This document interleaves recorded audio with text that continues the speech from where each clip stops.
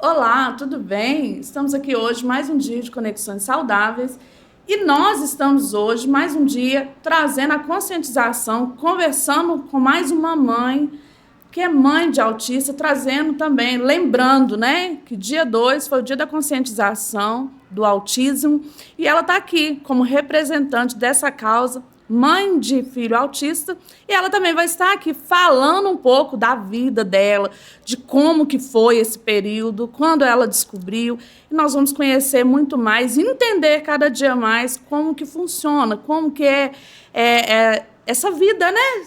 Que muda, né? Aí nós estamos aqui com a Kátia Braga. Ela está aqui, ela é a nossa escolhida de hoje. Então, Kátia, fala um pouquinho. Boa tarde, eu sou Kátia Braga, tenho 28 anos e sou mãe de 2, da Emanuele e do Brian. O Brian ele é autista, foi diagnosticado aos 3 anos e o primeiro sinal que eu percebi foi o atraso de linguagem. E a maternidade atípica, ela transformou a minha vida, a vida da nossa família, né? Através da descoberta do autismo, eu comecei a estudar sobre e a enfrentar algumas dificuldades, né? Uma delas foi a terapia, né? É muito difícil o acesso às terapias do SUS, você entra para uma fila infinita, né? Então, assim, demora muito para você conseguir os atendimentos terapêuticos. Então, eu vi a solução através dos estudos. Eu comecei a estudar e a estimular ele em casa. E isso fez total diferença. Olha, então você estuda então essa área, então? Sim, atualmente estou fazendo terapia ocupacional, né? Eu me apaixonei pela área quando ele começou a fazer os atendimentos. Eu tive a oportunidade de entrar, né, diversas vezes nos atendimentos. Então, eu via como os profissionais trabalhavam. Então, eu criei uma paixão pela TO. E hoje eu sou graduanda de TO. E atuo também como AT, né, supervisionado pela psicóloga. E é isso, gente, eu sou apaixonada pela área. Então, mas quais foram os maiores desafios? Assim, você até falou sobre a saúde pública, né? Que foi muito difícil para você. Sim, os maiores desafios, né, como família, como mãe atípica, que eu encontrei e ainda encontro, além dessas questões da terapias, neurologista, que é muito difícil conseguir no SUS, a empatia que a sociedade não tem, infelizmente, Nossa, né? Demais, né? Tá faltando isso, não tá, Kátia? Exatamente. Então, assim, é muito julgamento na fila do mercado, as pessoas não respeitam a fila prioritária. Você vai parar numa vaga de estacionamento, que é direito do autista, estacionar com a credencial na área de estacionamento para deficiente, mas a gente não encontra essa vaga. Muitas das vezes, pessoas que não precisam da vaga estão ocupando elas. Verdade. Então, é um desrespeito, né? Você se sente desrespeitado, porque está tirando o direito do seu filho. Porque, às vezes, as pessoas não vão entender que a criança atípica, o autista, ele não vai conseguir ficar da mesma forma que uma outra criança numa fila, por exemplo, de espera. Exatamente. Eles não têm eles não conseguem. Eles têm um cérebro muito rígido, eles não conseguem esperar horas e horas numa fila. Então, eles precisam desse atendimento prioritário para que eles não se desregulam. Muitas crianças autistas têm o transtorno do processamento sensorial. Então, o cheiro incomoda, o barulho incomoda, muito estímulo visual do ambiente incomoda, que para nós é algo comum do dia a dia, para eles não é. E isso acaba gerando uma crise, que também é visto pela sociedade como problema, porque eles veem a criança lá no mercado chorando e acham muitas das vezes que é birra. É birra, é a mãe que não deu educação, né? A mãe deixa fazer o que quiser e não entende, né? E não entende. E não é assim, quando a criança ela tem uma sobrecarga sensorial, você pode comprar o carrinho, o chocolate, que a criança ela não vai parar, porque a crise, diferente de uma birra, a criança ela não quer algo em troca, ela está sobrecarregada. Kátia, eu queria só falar aqui com o pessoal de casa. Gente, se está fazendo sentido para você, dá um like aí no Conexões Saudáveis. Fala um pouco aí sobre o que vocês já aconteceram com vocês, sabe? Se você já passou por essa experiência de estar no supermercado, estar na fila do banco e as pessoas falando coisas desagradáveis, comenta aí com a gente. Fala um pouquinho aí, depois a Kátia vai estar aqui respondendo para vocês. Sim. Tá bom? Continua, isso mesmo, Kátia. pessoal. Pode deixar as dúvidas de vocês, que depois eu vou responder todo mundo com carinho. Então, a gente vê muito isso, sabe? Quando você entende a dificuldade da criança, você vê que para ele está sendo muito difícil ficar naquele ambiente. Para ele está assim, ele tá num sofrimento, né, interno muito grande. As pessoas estão lá julgando ele ainda. E a mãe nesse lugar? Qual que é o sentimento dessa mãe?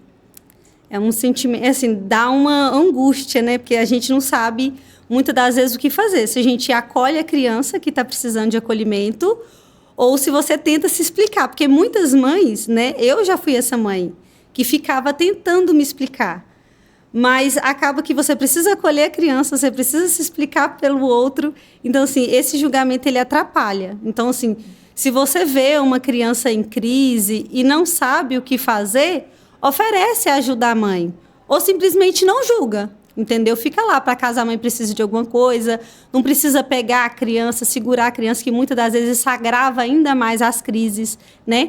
Mas o que a família espera, o que eu espero como mãe atípica, é esse acolhimento, é esse olhar de empatia, esse olhar de amor e menos julgamento. Então, mudou muita coisa na sua vida a partir daí, né? Mudou Se muito. vê, né? Mudou muito. Teve muita mudança aí. Eu considero que hoje eu sou uma pessoa melhor, porque hoje eu enxergo o mundo com os outros olhos. Hoje eu sou mais empática por causa do meu filho.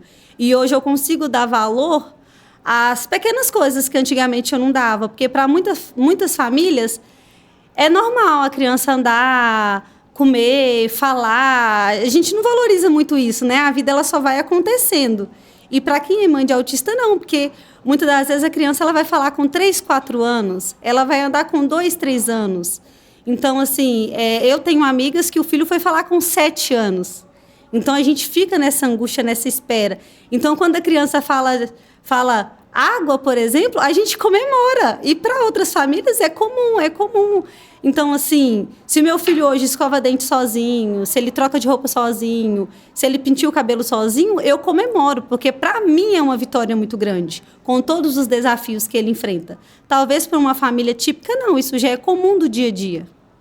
Exatamente, exatamente. E como foi os estímulos que você trabalhou com ele em casa? Ou aprendeu, né? Porque eu acredito, né, que você deve ter ido para o YouTube e falar, não, eu preciso entender a cabecinha dele. Entender esse mundo, né, que Sim. ele vive. Ele foi a necessidade dele. Quando ele foi diagnosticado, né, ele não conseguiu as terapias pelo SUS. Até hoje ele está na fila para psicóloga. Então, assim, ele entrou na fila com 3 anos. Hoje ele é uma criança de 7 anos e não conseguiu fazer psicologia pelo SUS. Então, assim, eu comecei exatamente indo para o YouTube, fazendo cursos gratuitos, não tinha condição de comprar. Então, tem faculdades que oferecem esses cursos extracurriculares, né? Então, eu fiz um curso de autismo, eu dividia curso com as amigas. Então, se eu ficava com conhecimento, elas ficavam com diplomas, quem precisava do diploma para atuar. Então, através disso, eu aprendi a como estimular em casa. Mas eu também tinha um problema, eu não tinha recurso financeiro para comprar esses brinquedos caros. Porque hoje é assim, brinquedo para autista, aí tá lá R$300. Só brinquedo, R$100. Então, a partir daí, eu tive a iniciativa de eu fazer os brinquedos para ele. Então, eu, né, com o meu conhecimento de mãe, não de profissional, comecei a avaliar quais são as habilidades que ele precisava adquirir. E, com base nisso, eu comecei a elaborar recursos para trabalhar com ele. Então, assim, eu precisava treinar com ele coordenação motora. Então, o que eu fiz? Eu peguei uma bacia, enchi de água, uma bacia de cozinha mesmo, coisa que a gente tem em casa. Enchi ela de água, juntei várias tampinhas dessa de refrigerante, coloquei lá dentro e ele ia pegando essas tampinhas com o pregador. Então, ele já treinava esse movimento de pinça. E eu não precisei comprar nada para fazer isso. Então, assim, é um recurso muito simples. Você vai precisar de bacia, de água, de tampinha de refrigerante, que a gente encontra na rua, e pregador de roupa, que a gente já tem em casa. Então, assim, e isso ajudou muito ele hoje. Hoje ele consegue escrever, ele consegue escovar o dente, ele consegue pentear cabelo. E todos esses movimentos foram movimentos que eu fui trabalhando com ele em casa, através de exercícios. Porque esse movimento de pinça parece simples, mas a gente precisa desse movimento para praticamente tudo. Tudo a gente precisa. Então, assim, dá para fazer muita atividade com a criança usando recursos que a gente tem em casa. Você poderia dar uma dica para as mães para poder fazer? Essa é uma dica muito importante para poder fazer. E elas? E você, mãe? Você tem, né, feito atividades em casa com seu filho? Conta para nós o tipo de atividade. Fala aí, descreve aí para nós que a gente também está querendo aprender com você. Outra ideia de brincadeira bem legal para fazer, para treinar a coordenação motora, é usar um escorredor de macarrão, aqueles que tem vários furinhos assim, e o macarrão cru mesmo, aquele macarrão fininho. Assim. Isso. E a criança ela vai encaixando naquele buraquinho. Então, ali ela vai treinar a percepção visual, ela vai noção espacial, a coordenação motora. Que interessante. Então, assim, vários estímulos vai ser estimulados ali através dessa brincadeira. E não precisa a gente comprar recurso para isso. Porque muitas famílias falam assim, eu não estimulo meu filho em casa porque eu não tenho recurso. Então, essa é uma solução para a gente poder ajudar a criança. É claro, isso não significa que nossos filhos não vão precisar ir para terapia. Eles vão precisar de fono, de TO, de psicólogo, mas sabendo dessa realidade, onde a gente fica anos na fila do SUS e a intervenção precoce ela é necessária, a gente consegue... Para até trazer essa questão de regredir, né? Exatamente. Esse processo, assim, né? A gente consegue estimular eles em casa, usando tampinha, usando rolinho de papel higiênico. Nossa! Tem muito legal. A gente pode colocar a criança para pintar o rolinho do papel, para desenhar. A gente pode fazer boquinha. Nossa! Eu fiz uma brincadeira bem legal também, né? Para estimular essa questão da coordenação motora, para comer de colher. Ele dava a comidinha pro boneco, que era um rolinho de papel, e arroz. Para deixar mais atrativo, eu pintei o arroz com tinta. Oh, que legal! Então, eu pintei o arroz com tinta e ficou atrativo para ele. Então, eu consegui estimular ele em casa com um recurso simples. E você pode fazer isso em casa também, né? Tem várias ideias aí na internet. Quem quiser me acompanhar também, no meu Instagram, eu tenho vários vídeos ensinando como que faz o recurso, como eu fiz com ele. brianhenrique.braga é o meu @ do Instagram. Então, vocês me acompanhem lá, tá bom? Aqui, gente, também, ó, a Kátia, ela tem a Recrear.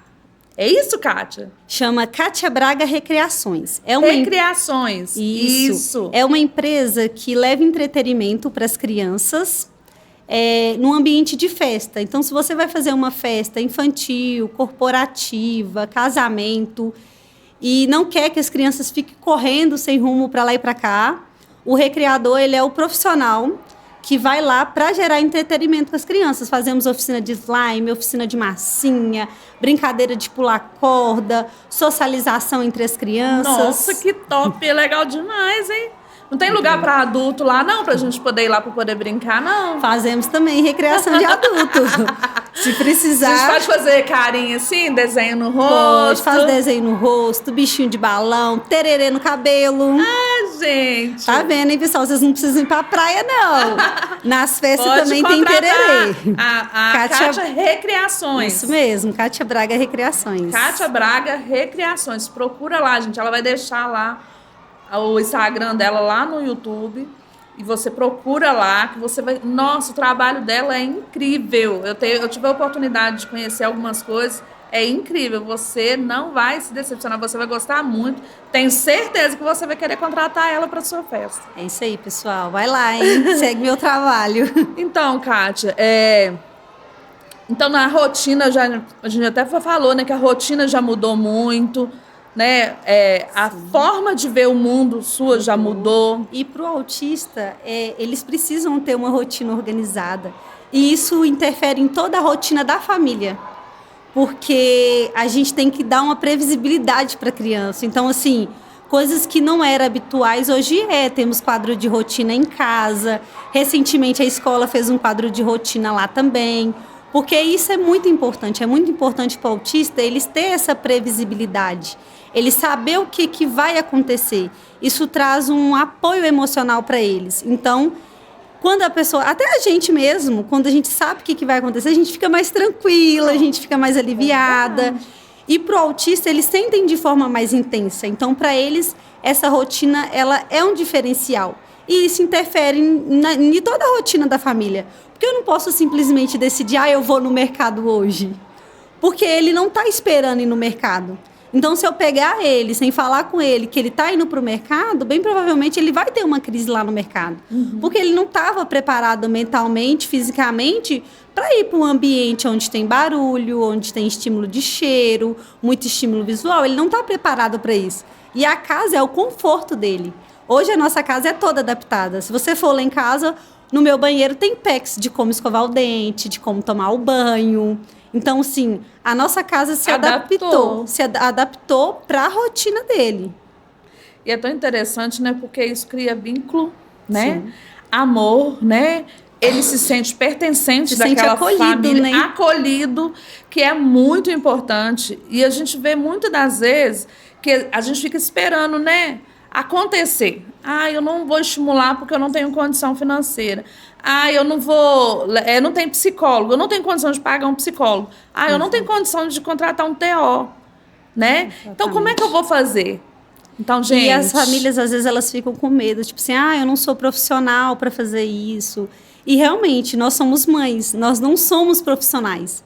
Mas se a gente não fizer, a criança ela vai perder essa janela de oportunidade. Exatamente. Então, até porque ele está no processo de evolução, né? Do cognitivo. Isso. A cabecinha dela está ali se desenvolvendo. É um momento exato para você tentar principalmente se esforçar para esse desenvolvimento. Principalmente na intervenção precoce, onde a criança ela consegue se desenvolver de uma forma... Ela compreende mais rápido, ela aprende muito mais rápido. Não é que um adulto autista não vai aprender, não vai se desenvolver, um adolescente não vai se desenvolver. Mas a criança, quanto mais nova, a chance dela se desenvolver é muito maior. É muito maior. E, assim, quando eu falo de intervenção em casa, não necessariamente a gente precisa só sentar para brincar com a criança. Porque, às vezes, a gente tem a realidade de muitas famílias que precisam sair para trabalhar. Às vezes não consegue ter esse tempo para sentar, para estimular. Mas a gente pode estimular na hora que está fazendo o jantar, né? A criança ajudar ali a manusear os alimentos, a lavar os alimentos. Principalmente que no autismo, algumas crianças, não são todas, né? Adolescentes e adulto autista, têm a seletividade alimentar presente. Então, esse processo aí de ajudar na alimentação... ela estimula nessa questão alimentar também, da seletividade alimentar. Porque a criança ela não come, mas ela tem contato com o alimento. Então, na hora do vestir, a gente pode estimular a criança na hora de vestir. Não precisa ser só sentar. Kátia, eu trabalho, eu não tenho tempo para sentar. Então, vão estimular. Estou com pressa? Então, eu vou vestir a blusa dele, mas eu vou deixar ele vestir o short. Ele vai calçar a meia e eu vou calçar o sapato. Mas sempre estimulando. Eu vou escovar o dente, eu estou com pressa. Eu vou deixar ele dar pelo menos uma passada lá. Eu vou escovar o dente dele, mas eu vou deixar ele pelo menos dar uma passada, pelo menos passar a mão no cabelo. É um estímulo, né? E a gente consegue estimular ali no dia a dia. Eu tô no mercado, eu vou deixar ele pegar, olha, filho, macarrão. Muitas crianças não verbais, a gente tem que falar para elas, estimular para elas, falar palavras curtas, com uma palavra só. Então, você vai pegar o macarrão, olha, filho, macarrão. Dá na mão dele, ele coloca no carrinho. Então, a gente consegue estimular dessa forma no mercado, numa sorveteria, em todos os ambientes a gente consegue fazer essa estimulação. Não necessariamente a estimulação ela é só em casa, sentadinho ali, numa mesinha, numa cadeira. É em todo momento, né? Se você for ver, é em todo momento. Pensa comigo. Você não está só...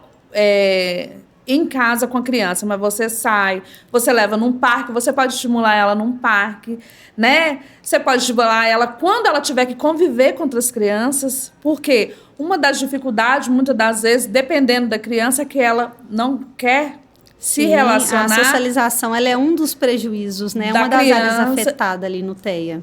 E às vezes a pessoa... eu vou levar, chegar lá, ele vai ter que dar conta. Ele não dá conta, para ele é muito difícil. Ele precisa dessa mediação ali de um adulto mediano, colocando para brincar, porque muitas das vezes eles preferem brincar sozinho. E também tem essa parte chata, que às vezes a criança ela é excluída no parquinho. Então, é interessante ter um adulto ali para intermediar essa socialização mesmo, para que as outras crianças aprendam a conviver. Se essas crianças hoje, né, que elas ainda são crianças, conviver com a diferença, elas vão crescer e se tornar adultos melhores. Então, nós, os adultos de hoje, temos que intervir com as crianças para que elas cresçam adultos empáticos, inclusivos, funcionais. Né? Então, assim, tem que ter essa remediação do adulto. Não é? Nós, né, como mães, não podemos esconder nossos filhos em casa. Temos, sim, que levar eles para parque, para shopping, quando a criança dá conta. Né? Tem criança que não gosta, mas tem criança que gosta e a família fica com medo da crise. Então, assim, a gente tem que levar as crianças para esse lugar para dar oportunidade para as crianças autistas, mas para as crianças típicas também conviver com a diferença. E sim, eu acho assim, eu como mãe, eu posso sim chegar no parquinho e ensinar outra criança a lidar com meu filho. Por que não? Por que não? Eu estou vendo uma questão de exclusão com meu filho, não necessariamente eu preciso chegar lá e brigar com aquela criança. Exatamente. Mas eu posso ensinar ela a lidar com aquela diferença. E aquela criança vai levar aquele ensinamento lá para dentro da casa dela, para a família dela. Igual foi muito legal que esse mês de abril, né, é o mês da conscientização do autismo, o dia 2 é o dia, né, que foi instituído para ser o dia da conscientização do autismo. Então, foi um trabalho muito legal também que teve lá em Igarapé, né? Foi, nós fizemos a primeira blitz da conscientização do autismo. Foi muito top. Foi muito legal. E eu fiz um trabalho de conscientização também na escola do meu filho, na sala dele. Né? A escola me abriu as portas para eu poder estar indo lá conversar com as crianças. E foi muito bom ver, né, ali na prática da sala de aula, como que as crianças elas estão aprendendo a lidar com as crianças autistas. Então, assim, ainda existe, infelizmente, esse estereótipo de que a criança com deficiência ela atrapalha a sala de aula. Mas isso absurdo, né? É um absurdo, isso é totalmente errôneo, isso não é verdadeiro. Porque a criança com deficiência, quando ela está inserida numa sala de aula, ali no contexto de inclusão, todas as outras crianças ganham. Não só na parte pedagógica, mas como ser humano em si. Porque ela aprende a conviver, a ter um cuidado com o outro. A importância da inclusão, porque a sociedade exclui, mas a gente tem que incluir essa criança para dentro da sociedade. Exatamente. E quando a gente consegue fazer esse trabalho com as crianças, o bacana é isso. É que a gente espera que as próximas gerações, elas venham mais inclusivas do que nós, ela venha mais empatia do que nós, né? Com certeza. Eu posso falar por mim, eu não lembro na minha época de estudar com alguma criança com deficiência na minha sala. Até tinha na escola, mas era a minoria. Porque não se propagava tanto a inclusão como se propaga. Hoje nós temos leis, né? Que respalda as crianças com deficiência. É direito da criança com deficiência estar na escola. A escola, sendo pública ou privada, ela não pode rejeitar a matrícula. Ela tem que fazer o PDI também, é garantido por lei, ter um plano pedagógico para ela. A escola tem que adaptar um material para todas as crianças com deficiência. E quando eu falo crianças com deficiência, pessoas com deficiências, eu incluo o autismo também, porque perante a lei, né, Berenice Piana, o autismo, ele, apesar dele ser um transtorno, ele é uma deficiência. Ele é considerado deficiência por lei. Então, a pessoa autista, não vou colocar só criança, porque existe autistas adultos, né? Ele é considerado uma deficiência por lei. Então, todos os direitos de uma pessoa com deficiência, o autismo tem. Que já falamos, fila prioritária, estacionamento, meia entrada, né, em parques, passagem aérea, de shopping parquinhos também. de shopping, passagem aérea, a matrícula na escola, material adaptado. Então, tudo isso é um direito da pessoa autista. É interessante porque, há um tempo atrás, eu estudei sobre isso e eu lembro que quando eu estava estudando, há uns 5 anos atrás, mais ou menos, uns 3 anos, eu lembro que a professora falou assim, comigo assim, falou na aula, né, falou assim, está vindo uma nova lei de inclusão, eu fiz psicologia e educação.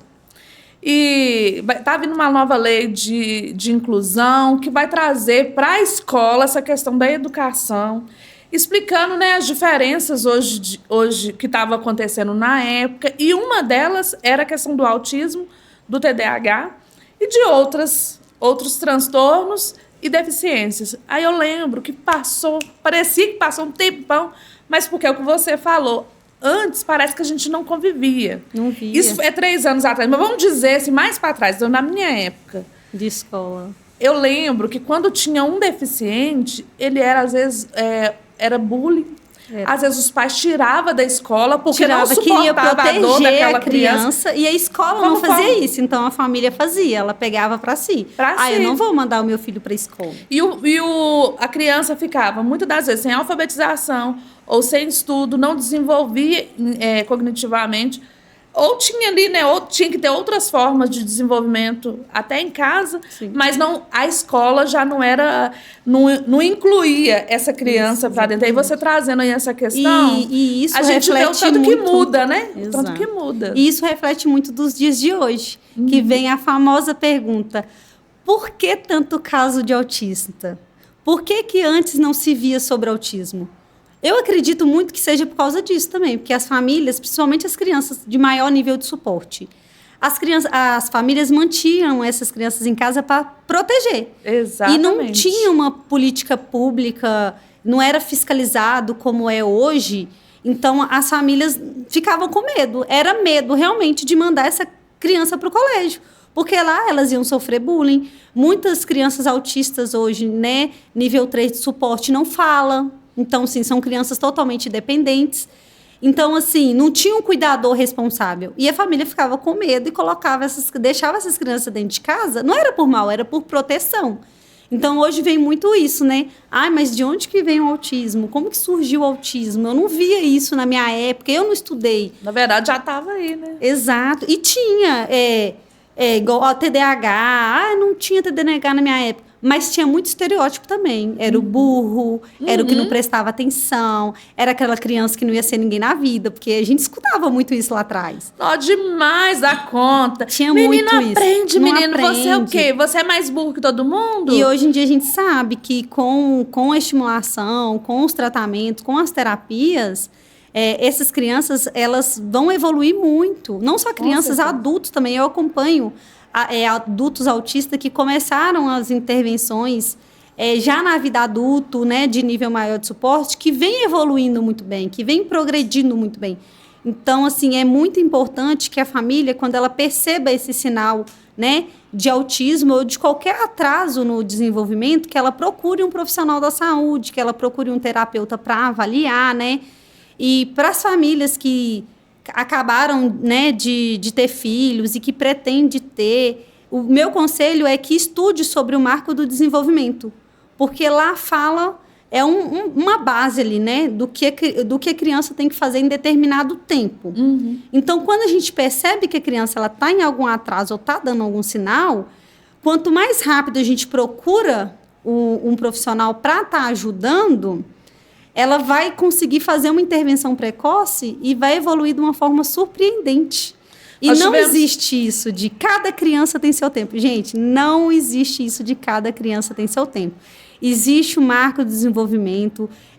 Pessoas estudaram para criar esse marco. Não é algo assim que alguém criou do nada. Teve muito estudo. Teve pesquisa, teve muito estudo por trás. Então, assim, é confiável. Então, assim, notou alguma coisa ali que está fora do padrão do marco de desenvolvimento, procura um profissional, nem que seja para tirar essa dúvida. Então, eu queria te falar, nós tivemos aqui a Catiane Souza, ela é neuropsicopedagoga e ela trouxe bem essa questão, tanto da educação para ela ser professora, quanto na clínica. Como que é esse desenvolvimento cognitivo e como que a gente pode buscar ajuda e perceber na criança? Porque muitas das vezes a criança ela já é pequenininha ali, acabou de nascer, passou uns tempinhos, ela já está dando sinais. 4, 6 meses, vamos colocar aí 6 meses, já está firmando os olhos, não olha nos olhos. A gente já consegue perceber que não olha nos olhos, que não balbuceia, que não interage, né, com a mãe ali, não nota a presença, né? Porque às vezes as pessoas falam, aquela criança é tão quietinha, ela não chora, ela fica só no berço, não sente aquela presença da mãe ali, né? Se a mãe pegar no colo, não é aquela criança muito tranquilinha. Outra das vezes também é uma criança muito agitada, uma criança que não dorme. Então, assim, a gente tem que atentar Tem que a ter esses essa percepção. sinais. Tem que ter essa percepção, tem. mãe. E É isso aí. E existe esse estereótipo, Leila, de que o autismo só pode ser diagnosticado com 3 anos. E isso é muito errado, porque a gente perde essa janela de oportunidade aí, né? A gente perde essa intervenção precoce. Então, desde os primeiros meses de vida, a gente já consegue, né? Os profissionais já conseguem diagnosticar uma criança com autismo. Então, não tem essa de cada criança tem seu tempo. Eu ouvi muito isso como mãe. Ah, menino é assim mesmo, menino demora a falar, menino é muito mole, menino cai muito, igual meu filho tem hipotonia, então, assim, ele caía muito quando ele era mais novinho, que ele estava nessa fase, né, de andar, então ele caía muito. Até os 4, 5 anos, ele ainda tinha os músculos mais fracos, né? Então, assim, ele caía com muita frequência. E ficava, não, menina é assim mesmo. Então, não tem essa, gente. O marco de desenvolvimento, ele é um só, tanto para a menina quanto para a menina. Então, se não está dentro do padrão do marco de desenvolvimento, procure um profissional. Não só para diagnosticar autismo, mas a gente sabe que tem muitas outras síndromes, transtornos, deficiências. E, às vezes, igual a questão da fala, né? Nem todo atraso de fala é autismo, mas também pode ser.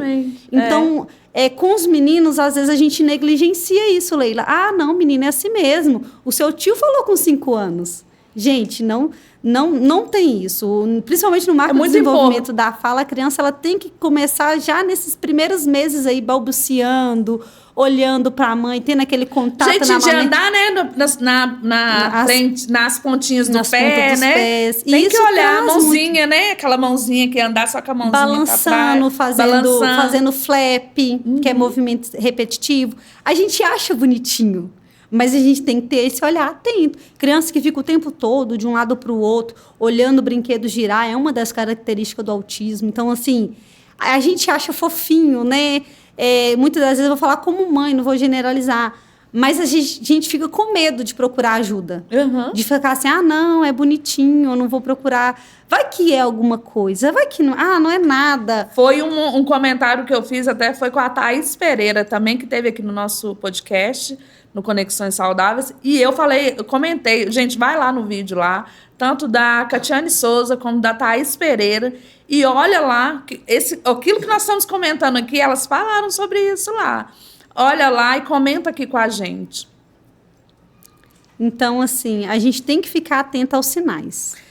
Percebeu? Procura. Conversa com o seu pediatra. Conversa com... né, marca uma avaliação fonológica. Se você percebe que a fala está atrasada, procura um fonoaudiólogo. Você vê que o desenvolvimento motor está atrasado, a criança demorou a andar, acompanha o marco de desenvolvimento. Então, meu filho ele começou a andar com 1 ano e 6 meses. É considerado atraso. Por mais que ele passou 1 mês, foi 1 mês.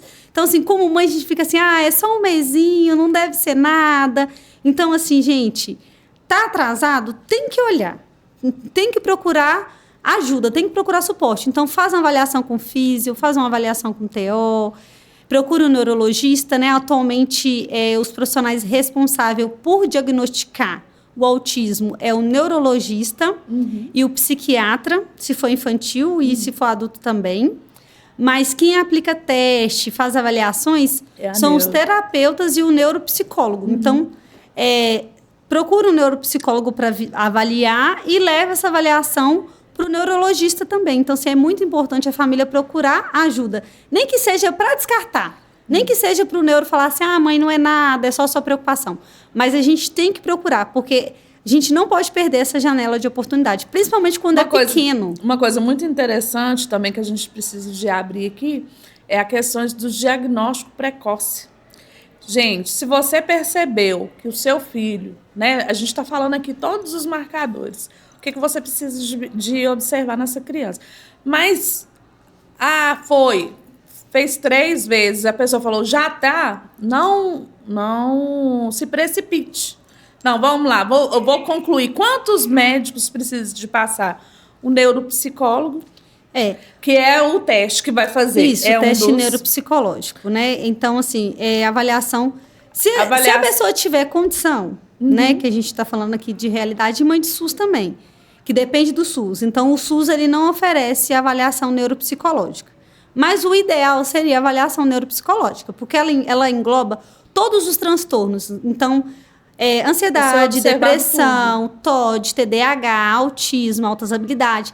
A avaliação neuropsicológica, que é com o neuropsicólogo, consegue avaliar todos esses aspectos. Mas se a família não consegue, o SUS oferece fono, TO, psicólogo, que também pode avaliar. As consultas costumam demorar, né, infelizmente, mas existem ONGs que conseguem fazer esse trabalho de forma social, com um preço mais social. Mas é muito importante essa avaliação. A família não pode deixar. E uma avaliação precisa. O que eu quero dizer é uma avaliação mais precisa, com, né, buscar um profissional que você tenha segurança para poder fazer, né? Sim. Não procure, tudo bem, a gente talvez não vai conseguir no SUS, não sei como que a gente às vezes pode conseguir esse valor. É muito importante mas fazer. É fundamental você procurar um bom profissional e fazer essa avaliação. Exatamente, porque os testes de forma precisa, né, Leila? Então, como família, a gente pode estudar, pode estimular em casa, mas por mais cuidado que a família tem, nós não somos profissionais, a gente não consegue diagnosticar. Você pode pegar lá o DSM-5 e olhar todos os critérios diagnósticos para o autismo. Seu filho pode concluir com todos, mas você não vai conseguir diagnosticar ele sem ter o profissional ali. Então, o profissional ele é muito importante, né? Então, assim, a família, né, não sei como, junta recurso para pagar. Eu falo por mim, eu fiz vaquinha nas redes sociais, eu vendi rifa, para poder o meu filho manter os acompanhamentos que é necessário, porque ele não conseguiu pelo SUS. Mas isso não significa que eu não me mantive na fila do SUS. Eu me mantive, porque é muito importante a gente colocar o nome da nossa criança lá na fila.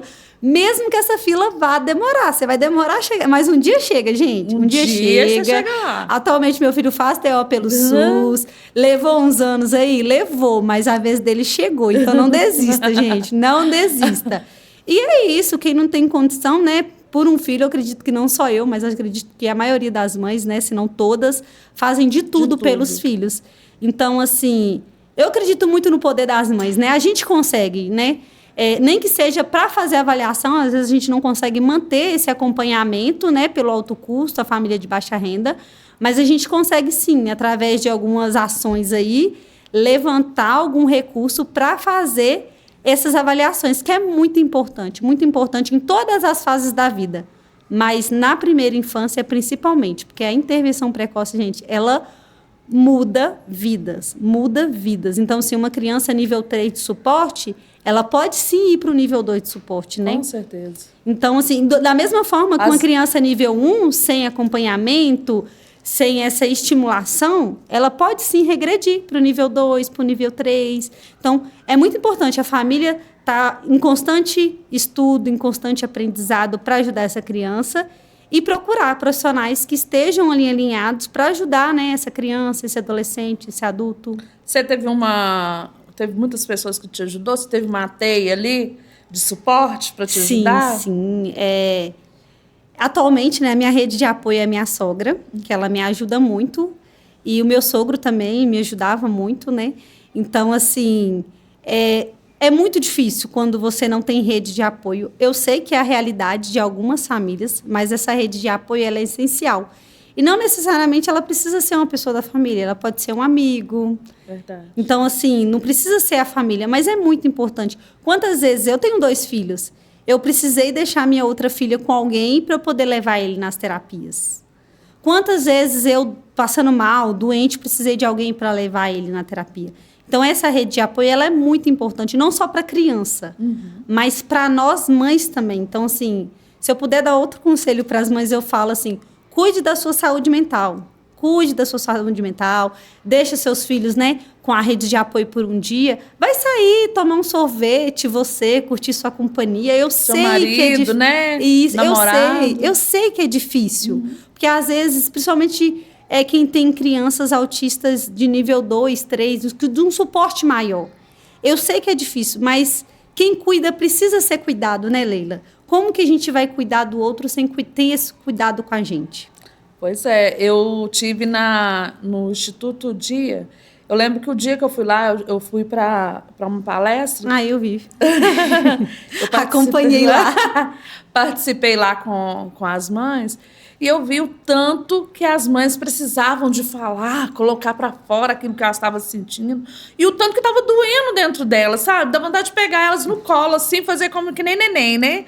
Foi assim, por quê? A gente vê que muitas das vezes, até nessa condição, muitas das vezes os maridos largam.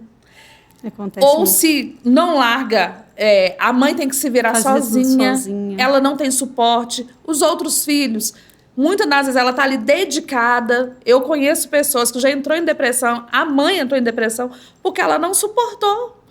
Lá naquele dia mesmo, eu lembro que tinha uma mãe e ela estava falando.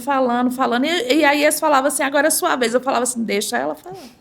Deixa ela falar. No final, eu falei 5 minutos, mas tudo bem. Mas eu entendi a necessidade dela lá de falar. na posição de escutar, De né? escuta. E muitas das vezes é isso que De a mãe acolhimento. precisa, Leila. Então, às vezes, o amigo, a família não sabe como ajudar, não sabe como lidar. A família pode ajudar dessa forma, sendo ouvida ali, escutando aquela mãe, escutando aquela família, se oferecendo para ficar com a criança, nem que seja para a mãe tomar um banho. Quantas mães, né? Por isso que eu falo, quem vive dentro dessa realidade atípica valoriza mais as pequenas coisas, porque tem mãe que não consegue tomar um banho tranquilo. Igual, você vai tomar seu banho, você lava seu cabelo, você fica horas lá. Às vezes ninguém vai te chamar. A mãe atípica, não. Se ela entrar lá no banheiro lá para lavar o cabelo, a porta tá lá batendo, a criança tá gritando lá fora. Essa mãe, ela não consegue tomar um banho tranquilo, fazer uma refeição tranquila. Então, assim, se você é familiar, se você é amigo, né, de uma família atípica e não sabe como ajudar, se ofereça para ficar com a criança, nem que seja 5 minutos para a mãe tomar um sorvete, para a mãe comer a comida do almoço, tomar um banho, lavar o cabelo, né? Se você tem mais intimidade ainda com a família, né? Ofereça para ficar com a criança, para a mãe ir no salão, coisa simples, gente. Não, gente, eu imagino. Quantas mães têm anos que não vai no salão arrumar uma unha, arrumar um cabelo? Às vezes não é porque não quer, porque não tem, sabe? Não tem como levar a criança, não consegue levar a criança, né? É até uma sugestão, né? Para os estabelecimentos também. Criar espaços, né? Isso, criar espaço, pensar nessas mães, né? O comércio de forma geral, igual eu cheguei aqui no shopping, fiquei muito feliz, né? Ali fora tem uma sala sensorial. Então, assim, eu fiquei feliz como mãe de saber que uma pessoa parou e pensou nessas famílias. Pensou no acolhimento dessas crianças. Teve alguém que parou e pensou, falou, vou montar aqui esse espaço sensorial. Poderia ser uma loja para gerar lucro. Exatamente. Eu acho bacana demais quando eu vejo as crianças brincando, pondo as mãozinhas lá para poder sentir, andando, né? Porque tem no chão também. Tem um piso tátil lá que dá para sentir, bem sentir. Legal. O formato também do lugar de sentar ali também, né? É bem acolhedor. Pelo que eu reparei, tudo foi muito pensado, né? Eu não sei, mas olhando assim, eu acho que tinha um dedinho de uma teole, porque são vários estímulos sensoriais aqui ali. Tem uma moça aqui que ela é muito bacana, e a nossa arquiteta aqui é a Bianca. Ela provavelmente deve ser ela que fez ali. E ela ficou sensacional. Maravilhosa, ela é uma super profissional. Eu, como mãe, já... Você, como TO... Como mãe, não, já aprovei. De autista, você já aprovou, tá aprovado. E fica essa sugestão para os outros comércios também, né? Para os outros estabelecimentos também. Pensar nas pessoas com deficiência. Porque quando a gente fala de acessibilidade, às vezes a pessoa acha que é só uma rampa. E não é. A acessibilidade não é só uma rampa. É você pensar num ambiente como todo, para que todos sejam incluídos ali. Um deficiente não visual, só autista, um deficiente gente, físico. É todos. Todas as pessoas com deficiência, exatamente, com mobilidade reduzida. Psicomotricidade. Quantas pessoas que têm dificuldade de subir, né? Porque tem dificuldade de locomoção. Para poder subir, então, às vezes deixa, né, uma rampa, mas não deixa lugar para poder apoiar. Exatamente. E aí, como é que fica? Tem que pensar. Eu acho assim, a sociedade ela tem que ter esse olhar para essa, vou colocar, para essa minoria, porque as pessoas, a comunidade em si, ela não olha. Ela só, eu vou montar um comércio. Muitas das vezes visam um lucro. mas não visam isso, essa acessibilidade, esse acolhimento. Porque as famílias atípicas também são consumidoras. As famílias atípicas também comem, elas vestem, elas dormem. Então, sim, nós também somos consumidores. Então, é muito bacana quando a gente vai num local e vê que o nosso filho está sendo acolhido lá, né? Seja por um funcionário, seja por uma adaptação, igual eu fui... Há umas semanas atrás, eu fui no Parque Municipal. O meu filho, ele é uma criança verbal. Mas eu vi lá, enorme, assim, ó, desse tamanho, uma placa mesmo de comunicação alternativa aumentativa. Nossa, que legal! E eu achei sensacional, porque a gente sabe a dificuldade que é. Você sentiu ele incluído. Exato. Naquele ambiente, né? Porque, principalmente as famílias que têm crianças não verbais, a forma daquela criança falar é a comunicação alternativa. Então, quando você vai num ambiente que tem um cardápio, que tem um folder de comunicação alternativa, você está dando voz para aquela pessoa, você está dando voz para aquela criança. Então, assim, por mais que o meu filho fala, eu pensei em todas as minhas amigas que têm filhos não verbais. Quando eu cheguei lá, que eu vi, eu até tirei uma foto, coloquei no meu Instagram, a comunicação alternativa lá, eu já me senti incluída por elas. Para elas, na verdade.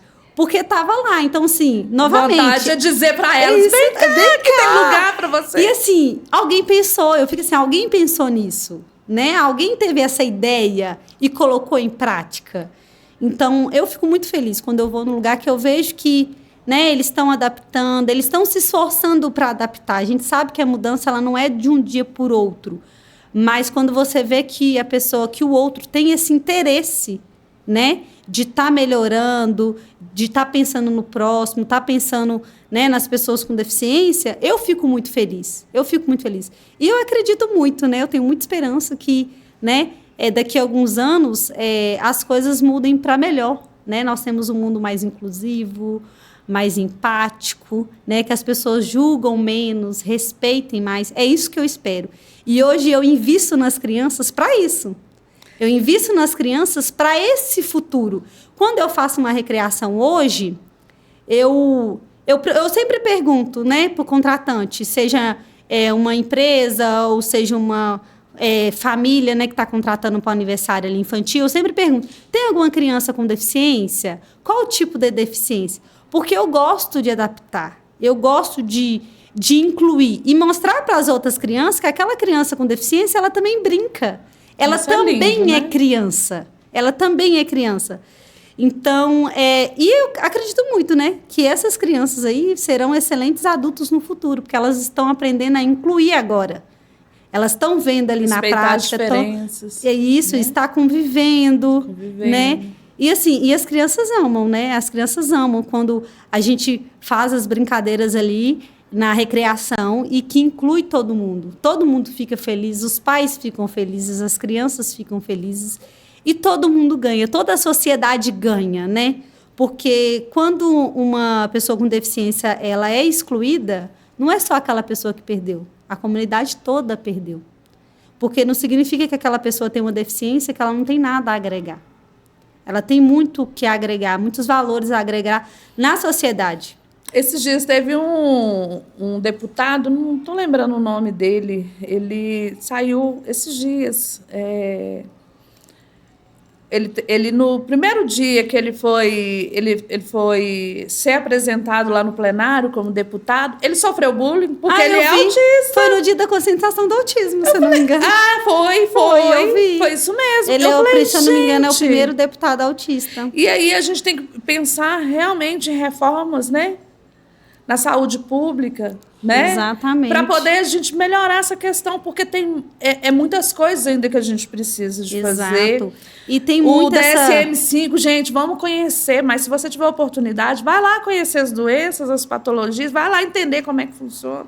Vão julgar menos e conhecer mais, vão buscar conhecimento, porque quando você conhece, uma coisa que ninguém vai te tirar é o conhecimento. Eu falo que o conhecimento, ele liberta. Nossa. Igual esse caso que aconteceu, foi falta de conhecimento.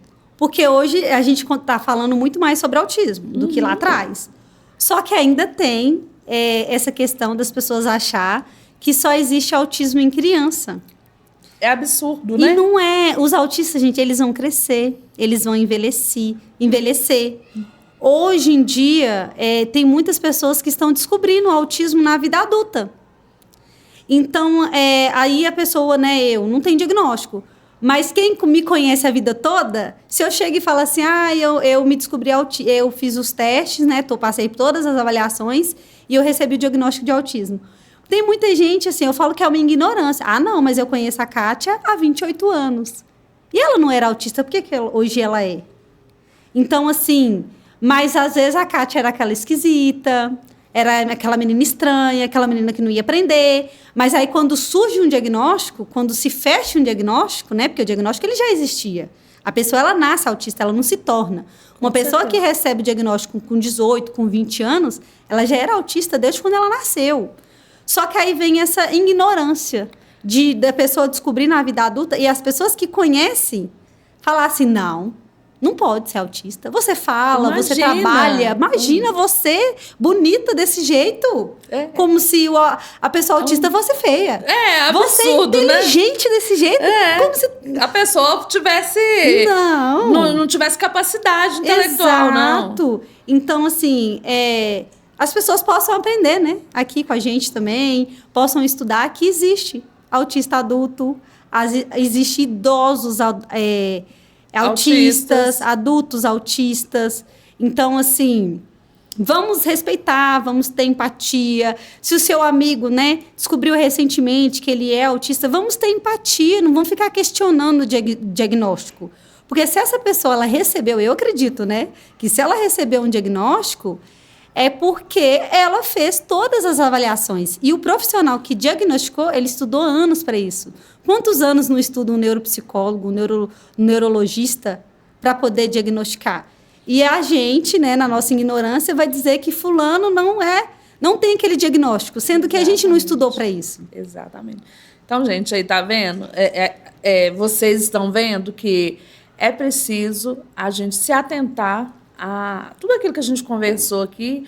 Então, assim, o Conexões Saudáveis está aí para trazer essa conexão de compreensão, de entender, né?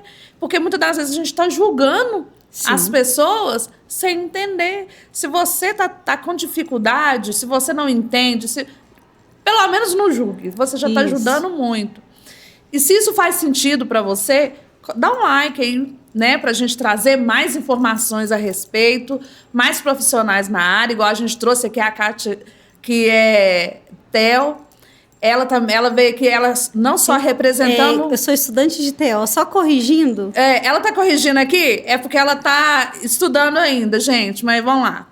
Ela está se graduando na profissão de TO, porque ela viu a necessidade de crescer nessa área. Ela passou no profundo, né? Que é passar com o filho, é passar diretamente com aquela situação. Então, ela cresceu, evoluiu, aprendeu. Você também pode. Se você é mãe, está passando por isso, você também pode. E a Conexões Saudáveis também veio para isso, para te fortalecer nessa área. Falar assim, olha, você também tem a capacidade de fazer. Se ela fez, né? Você também é capaz de fazer. E se você tem, né, algum prejuízo, ou se você já percebeu algumas coisas no seu filho, ou até no adulto, não tem importância. Procura um profissional, sabe? A informação é a melhor arma que nós temos, né? A conscientização é o que nós temos aí, né, para expor, para falar com as pessoas. Olha, tem jeito, tem formas, tem jeito de você trabalhar isso, tem formas de você se cuidar, sabe? Eu acho que foi um papo incrível aqui entre eu aqui, ó, Conexões Saudáveis, eu sou a Leila Oliveira e a Kátia Braga. Ô, Kátia, nós estamos ficando por aqui. E eu queria que você desse as suas considerações finais, fala um pouquinho, né? Queria te agradecer desde já. Foi um prazer este papo aqui com você. Você é maravilhosa. Parabéns pela grande mãe que você é. Não só do Brian, né? Mas da sua menina também. Fala o nome dela direitinho. Emanuele. A Manu. Eu lá ia falar a Manu, mas aí, Manu. né? A Manu.